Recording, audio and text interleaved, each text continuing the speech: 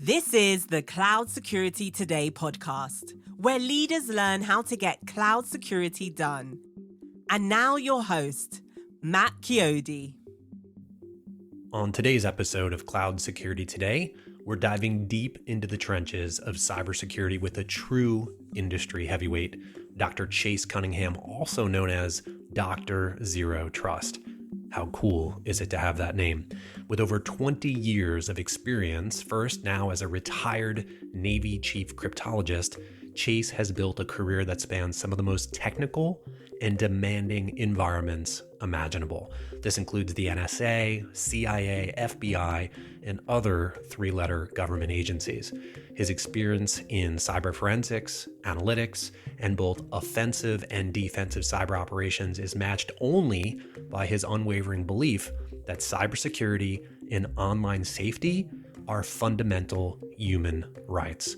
Chase brings a wealth of real-world experience, and this is from working directly in the field, so he's not just someone who sits around and posits and makes things that sound really smart. He's actually done it. He brings a great perspective on where the industry has room to grow and how we can make real, meaningful change to outpace adversaries and reduce the value of their attacks.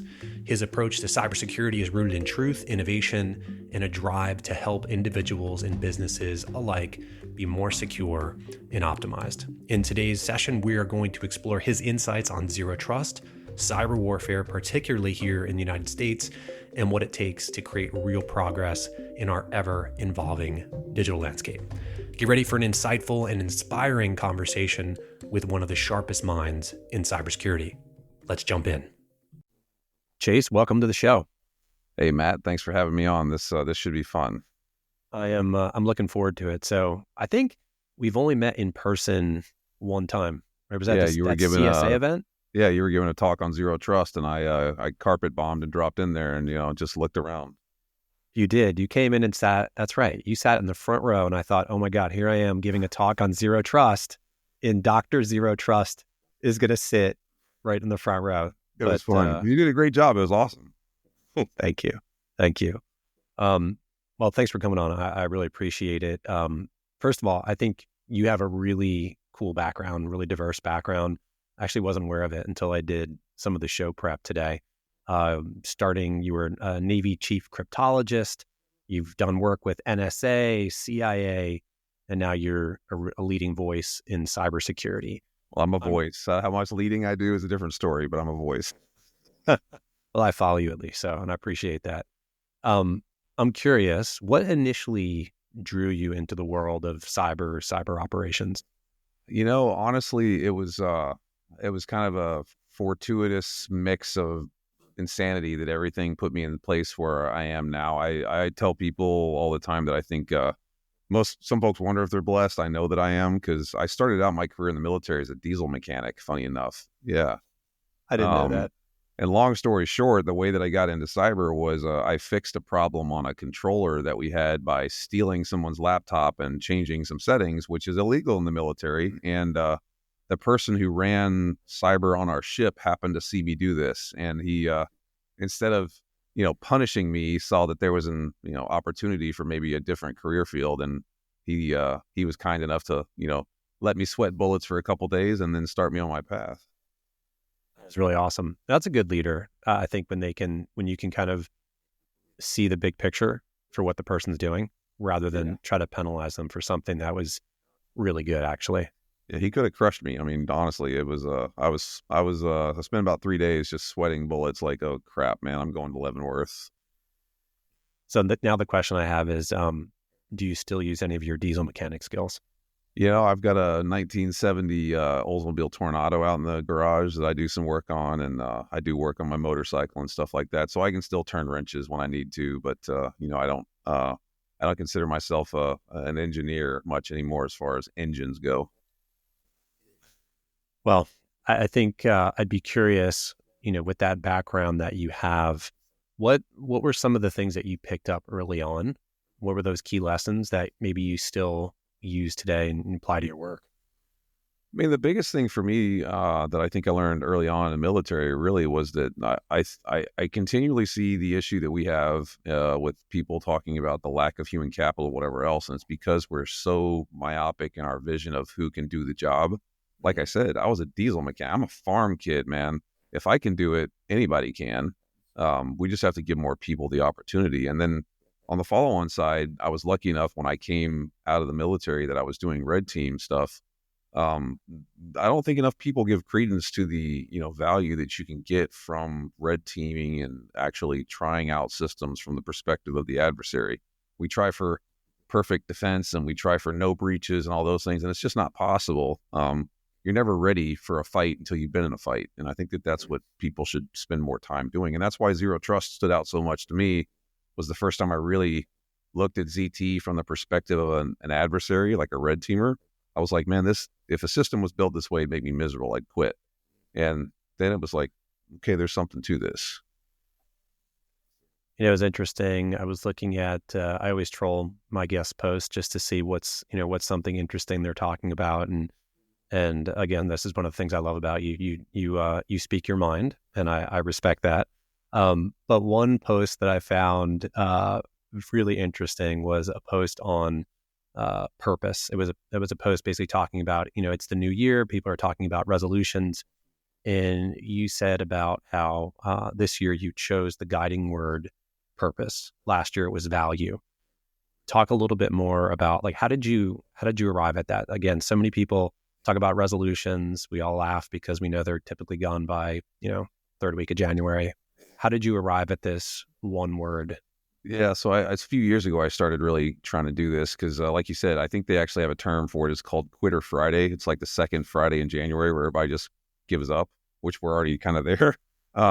So, I mean, I think that for me, that was one of those things of, well, there's so much stuff that I could try and do. And basically, I'm kind of setting myself up for failure. Like typically we look at, I'm going to save $100,000 this year and, 5 pandas from the nearest zoo and whatever else. In reality, you're probably not going to achieve those goals. Whereas to me, it just made sense if I said, I'm going to base everything that I try and do this year around one guiding principle. I can do that. And if I don't do it perfect, it's okay. But the good thing is the majority of my decisions were around that one thing. And like I guess value was the one for last year, and I did okay with that. There was some stuff where I missed, but in general, I think I did 85% good on my value sort of side of it. And now for me, really right now is purpose, just because I'm like everybody else. I think a lot of times we go really hard at something because we think that there's a reason for it to be good, when in truth, we're just doing it because we kind of want to achieve that objective. And I'm like my wife would tell you, one of the worst things about me is like, if I don't have something to go after, I'm a miserable bastard. So having a purpose and having a reason to do things is real critical. And I mean that in my work with my family, my work with my job, anything I could do to help others. I just think that I think having a purpose is going to be really valuable. And I guess the benefit of only using one word is that it's not hard to remember. It's clear, it's concise. I wrote it on a yellow sticky and I put it on the door coming into my office, and I put it on my desk. And that way, at least twice a day, I'm seeing it and reminding myself like that's it. I mean, purpose is way more, I think one word is way more clear to you than trying to have a bunch of things you're trying to aspire to. Yeah, I would agree. And I know that there's power in writing something down, right? There was this famous research I think that Harvard did 30 plus years ago about people who had goals in their head, people who had goals written down, people who had goals written down and reviewed it regularly. And there was a massive difference between those 3 or 4 categories. So I appreciate you mentioning about having it in strategic places, so you're thinking about it frequently. Yeah, there's times where I'll sit down and I'll look at it and I'll be like, oh, God. And then I'll just take a second and I'll go, all right, what's my purpose? You know what I mean? Like, and it could be what's my purpose in this next call, but at least I take a second and go, all right, let's realign, like follow that, same thing. So I'm curious, do you use, so you don't set goals per se for New Year's resolutions, but when you think elsewhere in your life, do you use goals, or is it just, how do you look at goals in general? I think goals are good, but I think most goals, especially for me, are there's so much change that happens, especially now we move so fast that having a goal, especially like I can't stand when people talk about stretch goals. Like you can't keep moving the goalposts and expect me to achieve, what you're trying to put out in front of me. So I'm just very big on clarity, brevity, and, mission. And if I can figure out what that looks like, then I'm good to go. And having a goal, set something that you can achieve that's not beyond the pale. And then, it does. I tell my kids all the time, I'm like, when they do something good, I'm like, look, take a second, take the W, like enjoy that you achieved it. Because usually we're like, okay, what's the next thing?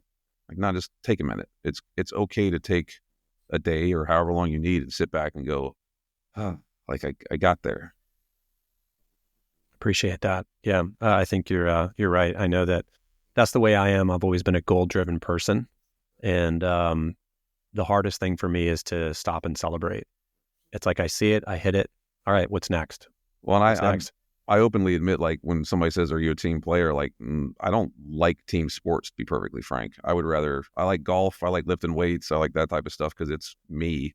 I hate it when I play a game and somebody loses for us. You know what I mean? So I think there's also a self-realization factor that has to happen there. And it's okay I'd rather have somebody tell me I'm not a team sport guy than, oh yeah, I'm a team player, and you put them on a team and they don't play with the team. Yeah, that's self-awareness. And I think that comes with time and just, quite frankly, being honest about all the gray hairs in my beard. Yeah. So there was an article that you wrote recently talking about U.S. cyber warfare and about the cyber cluster that's going on. Used a little sharper language than that. But really, it painted a very stark picture of some of the challenges that we face here in the United States. I'm curious, maybe you can give us just, a little bit about what was some of the context for the article. And then I'd love to hear from your perspective, if you had carte blanche to implement your top recommendations tomorrow, like what would they be and why? Fun. So yeah, the impetus for the article was I had a couple of magazines and publications up on the Hill that asked me if I would write an op-ed. And I was like, sure, cool, I'll write an op-ed. So I wrote what I thought was a pretty, well put together, crafted op-ed, sent it over, and all of them said, nah, we're not going to publish this because it's a little bit too kind of calling people to the carpet. I thought, all right, well, if you won't, then I'll just post it on LinkedIn and we'll see what the masses say. So that's kind of where it went. That's where it came from. That was supposed to be an op-ed in one of the major publications around here, which whatever. And it was pointed just to let hopefully maybe get the ear of someone in the coming administration and say, look, there's a way to fix this problem. And that's why I left the very end of the article. I said, these problems are fixable. We need to do something. And it's no more bureaucracy. It's no more just dumping money down the, well of trying to solve the problem.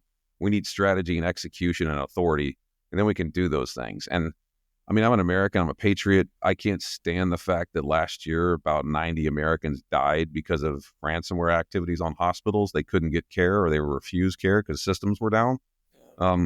If a Russian Antonov plane dropped a bunch of Spetsnaz guys on some hospital in Kentucky, you can guarantee that'd be an act of war. But because it's cyber, we just kind of go, oh, the nerds, they'll figure it out. That's not the way to do this. That's the wrong approach. And I think we need systemic change, to be perfectly frank, and it starts at the top. So there's no shortage of talk.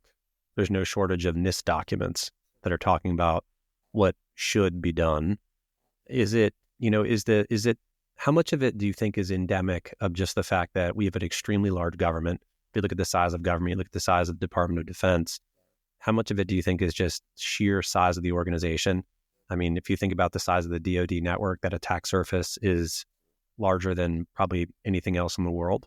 How much of it is that versus, it's certainly not a shortage of money either, right? You look at how much the government spends on cyber, and it's probably the largest in the world. Yeah, it's 1/10 of the overall budget for, the DoD, which is a staggering amount of money. And where we're really at, what I see from my experiences, we have a lot of bureaucracy, we have a lot of checklists, we have a lot of compliance initiatives, but we don't have enough of action, and we have leaders that are not enabled to actually do anything. And that's a problem. We have, I wrote it in the article, like we have border czars and economic czars and all these people that are the point people to do whatever, which is fine. We don't have a cyber czar. Matter of fact, I looked and I reviewed it. I couldn't find a single reference to anyone coming into the administration that was tasked with cyber for the next administration. There's people leaving from the current one, but who's the new people? And that's a problem because cyber is where the war is fought now. You don't send people in, you do it via digital. And most of the time too, there's this weird misconception from people. They say, oh, well, CISA is going to do this, or the FBI or whatever else. The problem is those organizations, and I think Jen Easterly's talked about it, they have so many hoops to jump through to actually do anything that it's almost prohibitive. Like the ability for them to do simple stuff is just not there. I do stuff from my house all the time on my own podcast that I sit there going like, why is CISA not doing this? And it's because they can't ask for the authority. But technically, which is weird, it's not illegal. I can do it, one person at home, but CISA, the organization with $1 billion, budget, they can't do the same thing. Yeah, it's almost like they've handicapped themselves with the amount of bureaucracy and red tape that at one point was likely there for some good reason, more than likely, maybe. I mean, and I then think it was over time, well-intentioned, yeah. Yeah. Well, Nick Shalon has been a big critic of the DoD and whatnot for the last couple of years as well across many different areas. So I think there's some unison there in those comments. Where does so you're synonymous with Zero Trust. Where does that fit in? Where does that fit in with all this? So obviously the government, they've talked about Zero Trust, and there's been a lot of money that's been spent on it as well. There's a lot of progress that's gone on in ZT and the government. I give Randy Resnick and Dave McCown and those folks a lot of credit because they have done some really good leadership in that space, and they've put a lot of ZT in place. I think the U.S. Navy is pretty far along, U.S. Air Force, Marine Corps, so some of those major combatant commands. There's a DoD ZT program office, which is an interesting piece too. So they're doing it, and it's a large rollout. However, I still think that there are some glaring holes in their overall strategic approach, and I've submitted paperwork and documentation up the food chain to see if we can fix and plug any of those. But it's better than nothing, and we're moving in a direction that at least makes sense. I think we're still a number of years from getting towards an end state that looks like what ZT is supposed to look like. But this is a sea change that needs to happen, and they're starting to see that there's value in that approach. And honestly, if somebody fights me on ZT, I tell them all the time, like, I think you probably don't realize that you live in a zero trust mindset. You just don't give yourself credit. And they're usually going like, well, what do you mean? So, let's imagine you're sitting at your house, chilling, watching football, and somebody just rolls up in your driveway and comes and knocks on the door. Do you just open it up and let them in? Like, you don't validate who they are or why they're there. And then once they do get in, do you let them just live in your front yard? Like, no, they do what they need to do and they go away. Unless you're just trying to get murdered in your own house. But I mean, that's not what we want to do. So, we live in a, not paranoid, but in a zero trust sort of approach to the world. Why can't we do it in cyber? And cyber's built for this. What do you think most organizations, and let's contextualize this to even like Fortune 1000, like from a Fortune 1000 perspective, what do most organizations still get wrong when implementing zero trust, or maybe not even implementing it, thinking about it, creating a program? What do they still mostly get wrong? Most of the time, they usually have drank way too much vendor Kool-Aid and they think that they can just go buy it and turn it on and then they're ZT'd, and that's not the case. I mean, it's not a product, it's a strategy. I think where they also go wrong is they usually try and go too big, too fast. And that just makes people miserable when you roll out, weird controls and things that don't work and problems. Like I did a ZT workshop with a bank, and that was a huge bank. They wanted to start their rollout with 5,000 users. And I was like, whoa, like let's do 50. And of course, for them, that number was so small, they, almost didn't bother. But the good thing was, if you got it right at 50, you get it right at 100, and you get it right at 100, you get it right at 500. You can kind of grow from there. So being, strategic about it, being very programmatic about the way you approach the problem, and then asking the question of, is this really something that is going to intercept the adversary where the adversary lives? A lot of security technology, especially nowadays, is layered on top of tech that will potentially remove the ability for the adversary to be continually effective. That's probably good enough. You don't have to be perfect here. I've got to survive longer than my neighbor. A rising tide does not lift all ships, but as long as my ship's floating, life is gravy. So where do you recommend most organizations start? You said, don't try to boil the ocean. If you've got 1,000 users in your organization, don't try to roll out to 1,000. Maybe start with 100 in a 1,000-person organization, or even 50. Where should organizations start from a systems perspective? I know a lot of times we look at systems like, hey, these are my business critical systems. How should they start thinking about, okay, let's scope it down as small as possible to see if we can get a proof of concept, right? Like, how should they go about the scoping? So this is where John Kindervag, the Godfather himself, and myself differ on our opinions. John's opinion is find the critical stuff, work your way outward and go from there. I'm of the opinion, having been a red teamer, figure out where your most likely avenue of compromise is currently and work your way into the system, and then apply controls which will enable segmentation. Because in my opinion, you're trying to stop a breach from getting really bad really fast. I also find that people, when they try and say, from the original approach of like, let's take care of the data first, define data in your organization for me right now this second. It's very dynamic. It's very ethereal. It changes. Something of value to you may not be of value to me. I think that that's a very hard moving target. But if I look at this from the perspective of programmatically, where am I trying to defend? I'm trying to defend my enterprise. Okay. Where are bad guys going to come in from? Well, statistically speaking, over the last 10 years, it's going to be bad usernames, passwords, and people clicking on links and just general unpatched software. Where should I begin to apply my controls and work my way backwards? You throw in cloud and the infrastructure size gets really, really big, really fast. So, that's kind of my approach to it. I'm a fan of technologies that fit into that model. But I also remind people too, like, you're in charge of your destiny. No one should be telling you, what is going to work. You probably already have a lot of controls in place. Start figuring out how those are going to benefit you, and then work to make sure that they are strategically aligned. I know there's a lot of different frameworks that are out there. There's a zero trust maturity model that came out in the last, I think, 12 to 18, 24 months. I forget, sometime in the last 2 years. There's that model. Is there a model or framework that you recommend that an organization who maybe has an effort around this, that you recommend they can start to go through? I think really there's kind of a curated approach to this. So like the Zero Trust Extended Ecosystem Framework we publish at Forrester does a good job of looking at the market writ large. I think that that's worth looking at. I personally think NIST 800-207 is a really good document to work off of. And then if you look at the Zero Trust Strategy for the DoD, that's a very useful document to start wrapping your head around there as well. So those are big things. And people sometimes will go, oh, well, I'm a small business. That's, like Barney Fife of the nuclear weapon. Yeah, but there's tenets and approaches and best practices that you can use and work your way forward from there. And then there's a lot of really smart people like Jason over at Numberline Security and the folks that published the book on ZT. So there's plenty of material out there. There's no reason not to be educated and informed. One of the things I've heard and I've witnessed both in the talks I've done on Zero Trust, I've seen it in LinkedIn threads, is Zero Trust doesn't scale. It requires so much detail around system level, who needs access.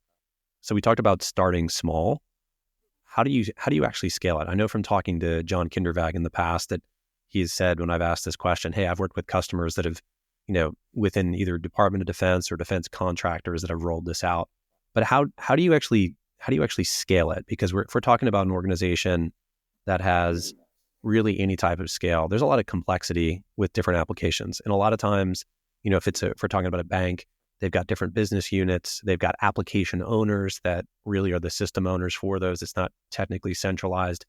In that kind of model, how do you go from 50 to 100 users, and what does that look like? Well, I mean, it's a difficult thing because that's a moving target and things do shift. And I agree with John. If the DoD can do it at the level that they're doing it, anybody can. Sorry. And really where we're getting to is that you can start adapting those controls. Policy engines nowadays are big enough that you can begin to, sort of roll those policies out writ large. And most systems also have pretty good learning engines that can help you look at what is good at that scale. I would never recommend anyone try and do this stuff in a one-of-one with, Ricky the intern on a spreadsheet. You got to be using tech that's going to help you do this at scale. You got to have a really good policy engine. That's why I like NIST 800-207. And you've got to be able to tune the controls as you put it in place. And further along that line, if you do hit a space where things aren't playing out, you're well within your rights to accept the risk. I think a lot of people also get their mind around, if I do ZT, it has to be this and I'll never have blah, blah, blah. No, it's your business. If you're uncomfortable with a ZT control, you can accept the risk. It may not be smart, but hey, you can do it. You don't want to drive with your seatbelt on? By all means, go nuts. I think that's interesting. And I appreciate that because, again, that's probably the biggest comment that I get around Zero Trust when they talk about the 5-step model, right? Of this is how you do it. You build the system, you map the transaction flows, things like that. I think people maybe get caught up in the fact that, yeah, there is detail to building any kind of architecture. And they usually get stuck up with just, hey, I don't see how that would scale. And I think it's mostly because of the models that they were used to that were the exact opposite, right? That were a trust-based model. I remember for a long time, many years prior to Zero Trust, building those very models with trust zones and whatnot. So it is a different approach. Well, and that's another point too. It's a really good point, right? Is you didn't wake up on a Tuesday and turn your infrastructure on. It took you years to build it out and to get it where it is. You think it would take years to get to where you want to go if you change the game now? I mean, obviously. So I think it's going to be different for every organization, right? If we're talking about a mid-sized company, this is something they might be able to do in, 2 years or something like that. Whereas if you're talking to a Fortune 100, this is something that's likely going to take years. Is that normally what you see? And does someone ever get, by the way, to 100% Zero Trust? Is that a real world? I don't think you ever get to 100%. I think you can get towards where it's kind of optimal ZT is what I think the DoD calls it. And that's where you're trying to get to. And I also get a lot of people who go, oh, well, there's no such thing as zero. Sure, there's no such thing as zero body fat either. You die if you got to zero body fat. Bodybuilders try and get low, but they never get to zero. So yeah, it's a viable point to make. But the reality of the space is your goal is to reduce risk and to gain control and visibility and insight and those types of things. And you're trying to be better defended than the next poor schmuck down the road. And if you can do that, then you're winning for the reality of the space. And this is where I think having a background in the military is helpful. Like you're looking at where you can win and where you fight. And that's where you begin to apply controls. I tell folks too, that one thing we don't talk about enough is there is a concept in ZT of contested space. You're always going to have contested space. And that is going to be where your, not quite zero trust stuff lives. What do you do? This is the first I've heard of this contested space. What do you recommend, or how do you see organizations approach that space? Your contested space is going to be either if you're going to let your users just run writ large on the internet, which I advise against, but if you're not going to put browser isolation or something like that in front of them, that's going to be your contested space because, the internet is the wild, wild west. Or if you've got those controls in space, your contested space is going to be users and accesses and privileges and those types of things. So you control and manage and maintain. But no one, as far as I'm aware of in, recent history, has gotten into an enterprise system as a, authenticated user and nothing ever changes. Like you wind up getting new accesses, those things. It's continually moving. It's a changing target. It's contested space. Policy engines will help you control that, but you've got to be aware that that's going to happen. And that, I think that is a miscommunication a lot of people don't give enough credit to is like, yeah, it's, in warfare, we also have a concept of contested space. The front lines are the front lines for a reason. And you're just going to have to deal with it. As long as you don't get flanked or, L-shaped ambush, you can live. So if I hear you saying that there's probably not such a thing as 100% zero trust in an organization. There's always going to be some, to use your term, contested space. There's going to be something that you have to capitulate on for whatever reason. At the end of the day, it's accepting a business risk. It's the cost of doing business, perhaps. Right. I mean, you can, that's why it's kind of funny to me when people talk about, well, what is our risk score? And I'm like, I don't know. Your risk is either none or some. That's what it is. How much sum do you want? So I want to go back to a piece that we talked about at the beginning. And this is a topic that I think rightly so has come up a lot over the last 18 months in cybersecurity. And that's the whole point of self-care, right? Cyber can be an extremely stressful industry, especially with some of the new SEC rules that came in over the last year. If you're a CISO, right, your job got a bit more dangerous. So you touched on the importance of self-care, intentionality in the LinkedIn post we talked about earlier. I'm curious, what does your personal growth routine look like? Like, how do you balance the demands of work with family and whatnot? Admittedly, I'm not as good as it as I could be. I'm better at it than I was. I actually worked myself into an early onset cardiac event a few years ago, and I've learned from that there's a lot of value in saying no. But at a personal level, like, I'm gonna get up in the morning. I'm gonna take my time, at least a couple hours to myself without anybody bothering me. I make it a point to study something new every day. Right now, I'm doing like Duolingo, stuff like that. I try and read 2 to 3 books a month. Usually it's Audible so that I can, read it. But I do the Audible while I'm at the gym working out. I work out 4 or 5 days a week, sometimes 6. And then I really like playing golf. So for me, my wife knows, my family knows, like, when I'm on the golf course, just leave me be. That Sunday afternoon is my time. And I think that's something where folks should, give themselves that ability to kind of step back and stay away, because we're always so plugged in. We're always so on point. If you don't unplug, then it's just going to be continual stress for you. And, your physical health matters more than anything. What good is it to, be a CISO when you can't, eat or sleep or whatever else? I heard someone say once, either do the maintenance now or pay for the repairs later. And I feel like, I know for me, I learn best through usually making mistakes, right? It's a mistake I've made. I learn from it. I find that I learn very little from my successes, and it's more from some of those lessons in life. And I hear what you're saying in terms of, for you, it was you had a cardiac event, right? And that was a moment you're like, okay, I've got a choice. I've got to make that change. And so I think to those listening, the encouragement there is, if possible, don't wait for that event to come in your life. If there's stress that you're having, I remember I had a previous leader that I worked for who was involved with a number of different breaches throughout his one tenure as a CISO. And I went out to lunch with him. This was probably about a year after one of these very large breaches. And he said, I don't know if I can be a CISO anymore. He's like, I went to see my doctor and things don't look good. And I think there's a case of, someone who is a high capacity leader, but really wasn't taking the time for themselves to be proactive. Yeah. And I mean, I think we're also don't give enough value to, we're in a space where if you can, and you really look at your health and your time off and whatever else, you're able to manage a lot nowadays. Like, it's not as manual as it used to be. So, use the tools that are available to you to help. Like, that's why I say I kill 2 birds with 1 stone. I listen to an Audible book while I'm at the gym. It just, things work together. So 2 more questions for you. Maybe for those that are just starting into their cybersecurity journey, what advice would you give them?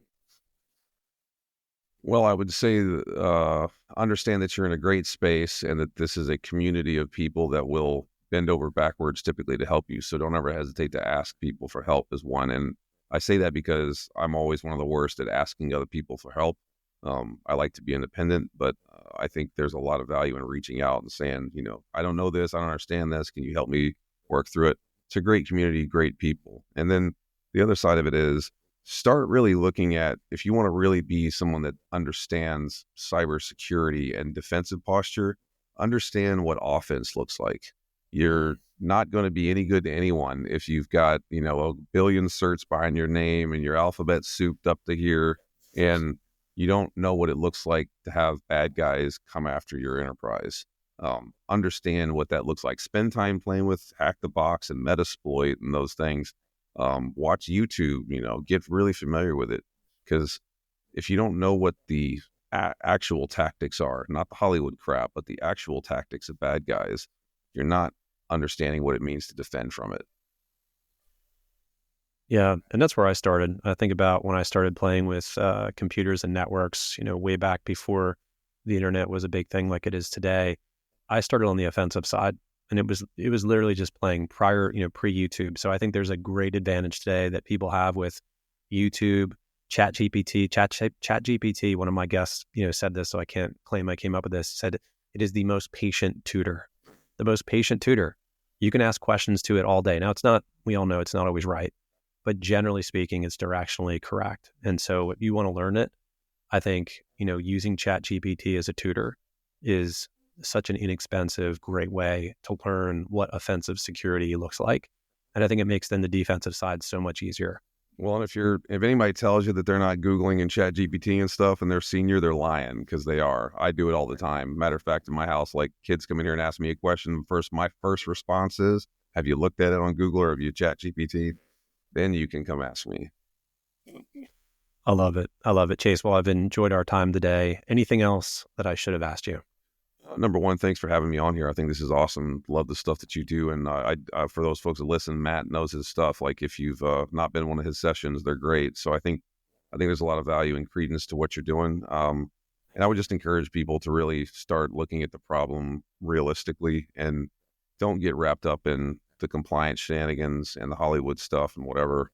This is a definable, defendable problem. It just takes a change in the approach, and we can do this together. I think this is one of the few times in history where we can be our own heroes, but it requires us to do so. Well, thanks, Chase, for coming on the show. This was awesome. Thank you, man. Thank you for joining us for today's episode. To find out more, please visit us at cloudsecuritytoday.com.